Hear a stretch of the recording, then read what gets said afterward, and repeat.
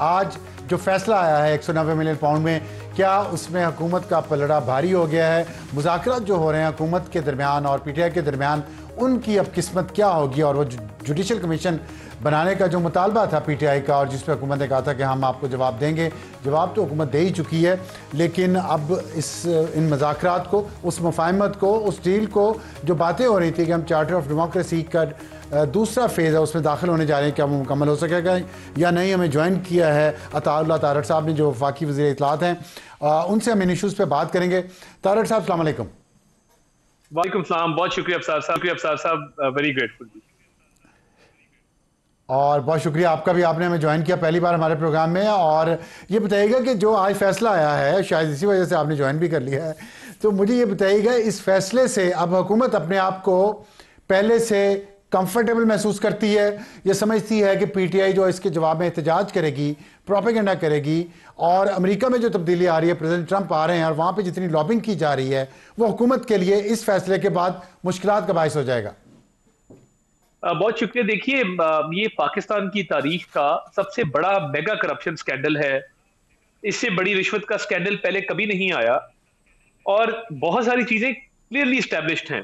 अब अल्लाह माफ करे, ये देखिए, एक लेवल होता है कि आप किसी चीज को डिफेंड करने में अपनी हर चीज ईमान दाव पे नहीं लगा देते। मतलब मेरे पॉलिटिकल कंपल्जन है ना, हमारी भी होती हैं, मगर हम अल्लाह रसूल को बीच में नहीं लेके आते, और अल्लाह रसूल के पीछे छुप के ये तासर नहीं देते कि जी हमें मजहब की सजा मिल रही है। हर बात पे मजहबी टच, मजहबी card. It is so disgusting जो ये कर रहे हैं कि आपने नेशनल क्राइम एजेंसी की क्राइम प्रोसीड्स का पैसा, जो पाकिस्तान की अवाम की अमानत के तौर पे वापस किया गया, जिससे जब्त किया गया, आपने उसको दे दिया उससे रिश्वत लेके। उससे एक शैम ट्रस्ट बनाया, ब्लैक मनी को वाइट किया, लाहौर में 25 करोड़ का जमान पार्क का घर बनाया, 5 कैरेट की अंगूठियां ली, 80 कनाल जमीन ली, और मुख्तलिफ आप उससे लेते रहे मामलात, और आप कह रहे हैं जी सीरत पे चलने की हमें सजा मिली है। पहले तो तौबा करनी चाहिए ऐसी सियासत से, ऐसे बयानिए से, कि आपको अपने आप को डिफेंड करने के लिए लीगल आर्ग्यूमेंट कोई नहीं है। You don't have any legal argument कि आप कहें कि जी नहीं, बंद लफाफा नहीं था, आपके जी क्राइम प्रोसीड्स नहीं थी, नहीं ये मलिक रियाज को वापस नहीं किया। क्या मलिक रियाज को बेनिफिट हुआ? क्या स्टेट को नुकसान हुआ? क्या आपने मिसयूज ऑफ अथॉरिटी किया? क्या आपने इलीगल काम किया? इन सारी सवालों का जो जवाब है वो यस है। अच्छा देखिए, ये तो आप यस कह रहे हैं ना, पीटीआई इन सब बातों को डिनाई कर रही है। उन्होंने बल्कि उल्टा इल्ज़ाम ये लगा दिया है कि ये हसन नवाज की प्रॉपर्टी थी 9 अरब रुपए की, जो 18 अरब की मतलब बेची।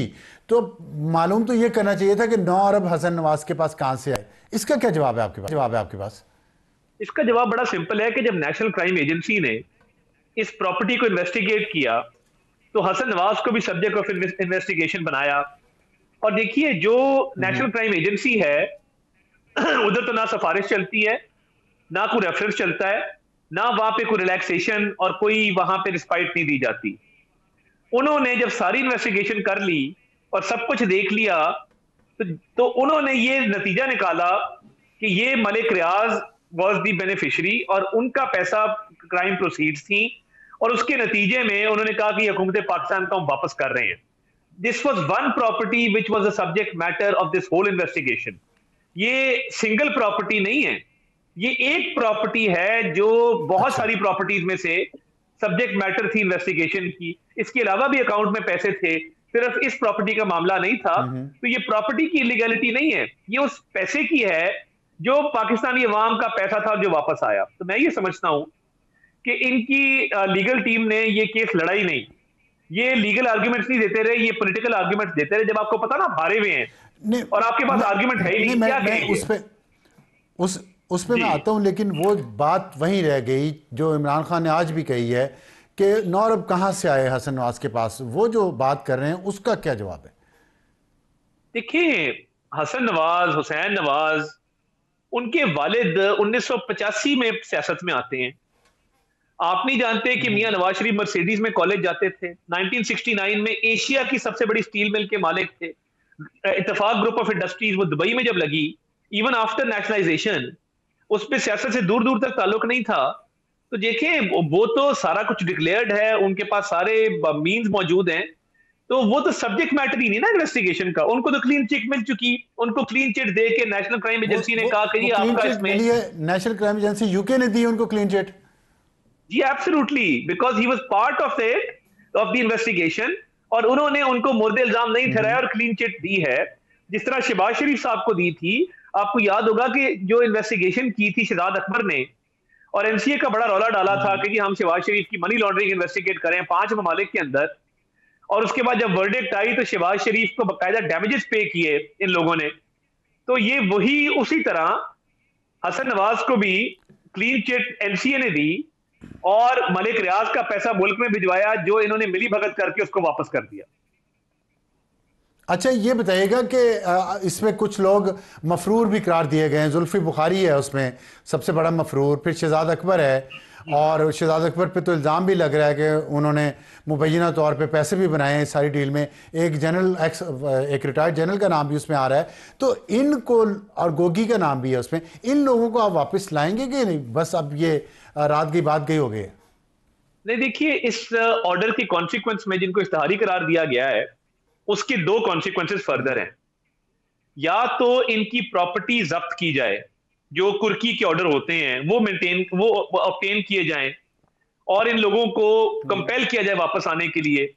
दूसरा ये है कि उसके बगैर भी इनके रेड वारंट इशू करके इंटरपोल के जरिए, एक्सट्रेडिशन ट्रीटीज के जरिए इनको वापस लाया जाए। देखिए ये बहुत जरूरी है कि तमाम शरीक मुल्जिमान पर भी जो जिम्मेदारी आयद होती है उसको कबूल करें, इवन दो इस सारे केस के मरकजी मुल्जिमान दो हैं, वो बानी चेयरमैन पीटीआई और उनकी अहलिया हैं।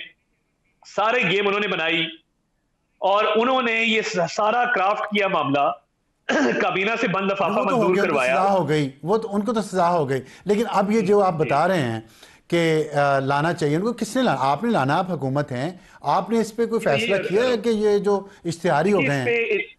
जी। इंटीरियर मिनिस्ट्री इस पे गौर कर रही है, उनकी लीगल कंसल्टेशन भी चल रही हैं, और जिस नतीजे में वो पहुंचेंगे वो फिर शेयर करेंगे पब्लिक के साथ भी और काबीना के साथ भी। और उसके बाद जाके इस पे कोई ना कोई जो है फर्दर एक्शन का जो लाहे अमल है उसको हम इंशाल्लाह ताला उसका ऐलान किया जाएगा। देखिए वो ठीक है, आप ऐलान करेंगे, लेकिन हम पिछले 2 साल, बल्कि अब तो 3 साल हो गए हैं, गोगी भी बाहर गई हुई हैं और मुसलसल हुकूमत इल्ज़ामात भी उन पर लगाती रही, लेकिन आज तक उनके रेड वारंट नहीं जारी हुए, उनको ला नहीं सके आप। और इन सब लोगों को कैसे लाएंगे? इससे तासुर ये बढ़ रहा है कि सिर्फ इमरान खान और बुशरा बीबी को सज़ा देनी थी, और दूसरे जो शरीक मुल्ज़म हैं उनको आप लोग इंटरेस्टेड नहीं हैं उनको लाने में या सज़ा देने में। देखिए बिल्कुल, कत्ल किया दो लोगों ने मिलके, किसी ने हथियार पकड़ाया, किसी ने अपनी गाड़ी दी वहां ट्रांसपोर्ट करने के लिए, किसी ने उस जगह पे जाके दरवाजा खोला। बिल्कुल उनकी एक अहमियत है। कत्ल दो लोगों ने किया है, और मैं एज इंफॉर्मेशन मिनिस्टर ये बिलीव करता हूं कि एब्सोल्यूट क्लैरिटी है कि जो मेन मुल्जिमान हैं वो दो ही हैं। बाकियों के खिलाफ बिल्कुल कार्रवाई करनी चाहिए, मगर हम मामले को डाइल्यूट नहीं होने देंगे। हम ये तासुर नहीं जाने देंगे कि जी ये तो 4-5 लोगों ने मिलकर किया था, 2 लोगों ने मिलकर किया, बाकी फिर अकॉम्प्लिस थे। उनके खिलाफ इंटीरियर मिनिस्ट्री जो भी कार्रवाई करेगी, हुकूमत उसका इंशाल्लाह ताला वक्त आने पे ऐलान कर देगी। ठीक है। अच्छा आगे बढ़ते हैं, ये बताइएगा अलकादर यूनिवर्सिटी एक यूनिवर्सिटी तो है, वहाँ स्टूडेंट्स भी हैं, तकरीबन 200 स्टूडेंट्स हैं, और फिर उसमें दो फैकल्टीज़ में वहाँ पे वो पढ़ा भी रहे हैं। अब उसकी किस्मत क्या है यूनिवर्सिटी की, और वहाँ जो पढ़ने वाले तलबा हैं उनकी, और वहाँ जो एकेडमिशियंस हैं, जो दूसरा स्टाफ काम कर रहा है, उनका रोज़गार भी है, उनकी किस्मत क्या होगी? देखिए दो चीज़ें आप क्या कहेंगे? जी, पहली बात यह है कि कोई भी शख्स जो है वो डाका मारे और गन पॉइंट पे डाका मारे और किसी से अरबों रुपया हथिया के कहे जी मैंने मस्जिद बनानी है क्योंकि मैंने सीरत पे चलना है, मैंने मदरसा बनाना है, मैंने सीरत पे चलना है, मैंने अस्पताल बनाना है, मैंने सीरत पे चलना है, तो डाके के पैसे से चैरिटी नहीं होती। पहली बात यह है। दूसरा, वो यूनिवर्सिटी जो है उसको बड़ा सब स्टैंडर्ड रखा गया था, उसमें ना तो प्रॉपर कोई डिग्री अभी तक अवार्ड हुई है, ना प्रॉपर फैकल्टी है, ना प्रॉपर कोई सिस्टम्स हैं। तो इस पे डिस्कशन हो रही है, वज़ीर आज़म साहब भी इस पे डिस्कशन करेंगे अपनी टीम के साथ, और इस यूनिवर्सिटी को अपग्रेड करके एक प्रॉपर तालीमी इदारा बनाया जाएगा अवामुन नास के लिए, जिससे लोग मुस्तफीद हो सकें। और ये जो शैम ट्रस्ट था, लोगों की आंखों में जो धूल झोंकी गई है, एक शैम ट्रस्ट बना के और एक ऐसी यूनिवर्सिटी बना के जिसमें कोई पता ही नहीं है कि वहां पे क्या पढ़ाया जाता है। तो इसको प्रॉपर यूनिवर्सिटी बना के इसके एजुकेशन के स्टैंडर्ड को मेंटेन करके एक आला पाए का सेंटर ऑफ एक्सीलेंस बनाने का इरादा हुकूमत रखती है, और उस पर इंशाल्लाह ताला बहुत जल्द जो है पंजाब हुकूमत के पास जाएगी या वफाकी हुकूमत के पास आएगी? अभी तक जो मैंने ऑर्डर देखा है उसमें 4 फीचर का और गवर्नमेंट के पास इसकी तहवील देने का जो फैसला आया है, लगता ये है कि ये फेडरल गवर्नमेंट के पास आएगी, मगर अभी मजीद वेट करते हैं। इस पे लीगल ओपिनियन हमने सीख किया है, let's see how it turns out, but जो भी होगा इसको एक अच्छे इदारे में कन्वर्ट किया जाएगा।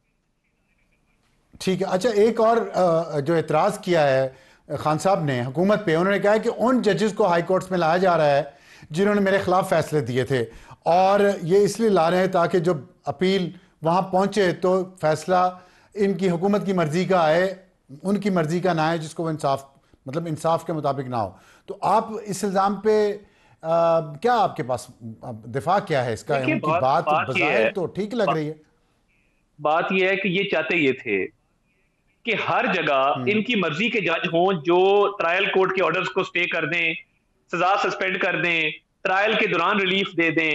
जो होता रहा है आप देखते रहे कि ईमानदार कुछ जजेस थे जिन्होंने खान साहब की मोहब्बत में आइन को रीराइट कर दिया, जिन्होंने ऐसे ऐसे फैसले लिख दिए कि जो आइन और कानून से मावरा थे वो ईमानदारी पे या फैमिली के प्रेशर के अंदर लिखे गए थे। अब जुडिशल कमीशन ऑफ पाकिस्तान एक बना है, तमाम पार्टीज को भी नुमाइंदगी हासिल है, एक प्रॉपर प्रोसीजर है नॉमिनेशंस का, और आईनी तरमीम के तहत एक प्रोसीजर बनाया गया है। अब जहां पे बार काउंसिल्स के मेंबर्स को भी इख्तियारात दिए गए हैं, वो प्रोसेस के तहत होगा, उसमें किसी की से नहीं है कि जी मेरा पसंद है ना पसंद है तो मैं किसी को ले आऊं। एक प्रॉपर प्रोसीजर, पहले बिल्कुल डिस्क्रेशन थी, जिसको दिल करे नाम डाले जज बना दें। अब तो एक प्रोसेस मौजूद है ना, एक प्रॉपर पार्लियामेंट्री कमेटी मौजूद है, एक जी ठीक है। ठीक है, आखिर में ये बता दीजिएगा कि अभी जो मुज़ाकरात हुए हैं, आपके दूसरा तीसरा दौर हुआ है, उसमें उन्होंने मुतालबात किया जुडिशल कमीशन का, जिस पे हुकूमत की तरफ से मौक़िफ़ आ गया कि अदालतों में केसेस चल रहे हैं तो जुडिशल कमीशन नहीं बन सकता। तो आप जुडिशल कमीशन नहीं बना रहे फिर 9 मई और 26 नवंबर पे? देखिए, जुडिशल कमीशन, पहली बात यह कि उसकी फाइंडिंग्स लीगली बाइंडिंग नहीं होती। उनकी जो नेचर होता है वो रिकमेंडेशंस का होता है, सजेशंस का होता है, और ट्रायल जिसका हो रहा हो और कुछ ट्रायल कंप्लीट हो गया हो, प्रोसिक्यूशन एविडेंस पेश कर रही हो, जिरा कर रही हो, क्रॉस एग्जामिनेशन कर रही हो, उसमें कमीशन बना के भाम पैदा करने वाली बात है ना। 9 मई पे किसी को शक नहीं है, 26 नवंबर पे किसी को शक नहीं है। जब इन मामलात में शक ही नहीं है और पता है किसने किया था, वीडियो एविडेंस है, ऑडियो एविडेंस है, लोग सामने हैं, जियो फेंसिंग से पता लग गया है, तो फिर कमीशन किस बात पे बनेगा? क्या कमीशन इस बात पे बनेगा कि 9 मई हुआ कि नहीं हुआ? तो देखिए, ये तो बिल्कुल नॉन स्टार्टर है ना। कमीशन क्यों बनाएं, किस बात पे बनाएं? ये बिल्कुल इससे राह फरार चाहते हैं। ओके जी, ठीक। तो अगर कमीशन नहीं बनेगा तो फिर क्या मुज़ाकरात का अगला दौर नहीं होगा पीटीआई के साथ? देखिए, मुज़ाकरात बिल्कुल होंगे। मैं आपको बताता चलूं कि कैमरे के आगे इनका और फेस है, कैमरे के पीछे इनका और फेस है, और कैमरा बंद होते ही ये बड़े शीरो शक्कर हमारे साथ हो जाते हैं। बड़े अच्छे लोग हैं, बड़े कॉर्डियल और बड़े वार्म लोग हैं, और ये फिर अपनी बात करते हैं कमेटियों के पीछे वाला फुटेज है। बस वो अब क्या करें, उसमें तो अली अमीन ऐसा शीरो शक्कर होते हैं कि मैं आपको बता नहीं सकता, और उनसे बड़ा मजा आता है बातचीत करने। कुछ बातचीत हो रही है। हाँ, तो देखिए, बात ये है, बहुत शुक्रिया कि जी जी जी। मैं कह रहा हूं कि कमेटीज का ये हिस्सा बने हैं, हाउस का हिस्सा बने हैं, 26वीं आईनी तरमीम में इन्होंने अपना किरदार अदा किया है और किरदार अदा करते रहेंगे। तो मैं समझता हूं कि पॉलिटिकल स्टेबिलिटी के लिए इनसे बातचीत जारी रहेगी। नाजायज डिमांड नहीं मानी जा सकती, बट अफाम तफहीम से जो म्यूचुअली अग्रीड चीजें उनको लेके आगे चला जा सकता है। इस वक्त हमारा आज का एडिटोरियल, चलो चलो यूरोप चलो। क्यों जा रहे हैं पाकिस्तान के नौजवान भागम भाग यूरोप? आज भी मराकश एक कश्ती के हादसे में 50 अफराद जाँ बहक हो गए, जिसमें से 44 अफराद पाकिस्तानी थे, और ये 3 जनवरी को कश्ती मौरितानिया से स्पेन के लिए रवाना हुई। 15 जनवरी को हलाकतों की खबर आई, ये समंदर में इतने दिन रहे, और कुल 80 अफराद इस कश्ती में सवार थे। ये खबर है, बहुत अफसोसनाक खबर है, लेकिन इससे भी ज़्यादा अफसोसनाक ये है कि ये बार बार ऐसा हो रहा है। अभी कुछ ही दिन पहले यूनान में भी एक कश्ती डूब गई, जिसमें 9 पाकिस्तानी जाँ बहक हो चुके थे, हो गए थे, और इन सब का ज़्यादातर का ताल्लुक पाकिस्तान के कुछ चंद एक अजला से, पंजाब के चंद एक अजला से है, जिसमें गुजरात है, गुजरांवाला है, मंडी बहाउद्दीन है और खारियाँ हैं। इसी तरह और भी अब ये वबा फैलती जा रही है। लेकिन वजह क्या है इसकी वजूहात बहुत ही दिलशिकन है। और ये कौमी असम्बली की स्टैंडिंग कमेटी में पिछले दिनों जो कुछ चीज़ें पेश की गई उसमें बताया गया है कि ये गरीब लोग नहीं हैं जो तमाम बाहर जाने की कोशिशें कर रहे हैं। इनमें से बहुत सारे लोग ऐसे हैं जो 25-25 एकड़ ज़मीनों के मालिक हैं। और हमने देखा कि जो उनके ख़ानदान से जाके पिछले हादसे में भी अभी भी जो बातें लोगों से की जा रही हैं, उनके घरों की हालत ठीक ठाक है माशाल्लाह। वो खुद और उनके बहन भाई सब अच्छे खासे सेहतमंद हैं। इसका मतलब है उनके घरों में खाना पीना अच्छा है। लेकिन जो पैसे की दौड़ है, दूसरों को देख के अपना, दूसरों का लाल मुंह देख के अपना मुंह थप्पड़ों से लाल करने का जो ट्रेंड बन गया हमारे मुल्क में, उस वजह से हमारे नौजवान यूरोप भागना चाह रहे हैं। और इसकी कुछ और वजूहत भी हैं यूरोप जाने की, सिर्फ जो मैं यहाँ बयान नहीं करना चाहता, लेकिन फिल्मों ने बहुत ख़राब किया हमारे नौजवानों को और वो यूरोप जाना चाहते किसी भी सूरत में। वहाँ जाके अपने गैर कानूनी तरीके से 30-30, 40-40 लाख रुपया दे के वो जाते हैं, जो 30 लाख 40 लाख रुपया इकट्ठा करके एक इंसानी स्मगलिंग के एजेंट को दे सकता है बाहर जाने के लिए। सोचें वो गरीब नहीं होगा। उन्हें चाहिए कि पाकिस्तान में बहुत अपॉर्चुनिटीज़ हैं, ख़ास तौर पे इंटरनेट की वजह से जो ऑनलाइन जॉब्स हैं। पाकिस्तान ने इस महीने $384 मिलियन कमाए हैं ऑनलाइन जॉब्स के ज़रिए। जो लोग यहाँ बैठे काम कर रहे हैं और बहुत अच्छा काम कर रहे हैं, उसमें बहुत ज़्यादा आपको तालीम या डिग्रियों की भी ज़रूरत नहीं, बुनियादी तालीम हो, कोई स्किल सीखें, ऑनलाइन जॉब ढूंढें और उस पर आप काम करें। लेकिन इसके लिए आप हम हुकूमत को तनकीद करते हैं, करना भी चाहिए, लेकिन लोगों का कुछ अपना भी फ़र्ज़ है, ख़ानदानों का फ़र्ज़ है, माँ बाप का फ़र्ज़ है, मुआशरे का फ़र्ज़ है, मीडिया का फ़र्ज़ है कि लोगों में ये शऊर पैदा करे। 70 और 80 की दहाई की सोचें छोड़ दें। बाहर परियां नहीं रहती, बाहर दरख्तों पे पैसे नहीं लगे हुए, वहाँ भी बाहर जाके और इस तरीके से जाके आप इतनी ट्रेजेडी के बाद वहाँ पहुँचते हैं तो वहाँ कौन सा आपके लिए हलवे तैयार पड़े हैं। अपने मुल्क में, अपने मुल्क से मोहब्बत करें, यहाँ मेहनत करें और कमाएं।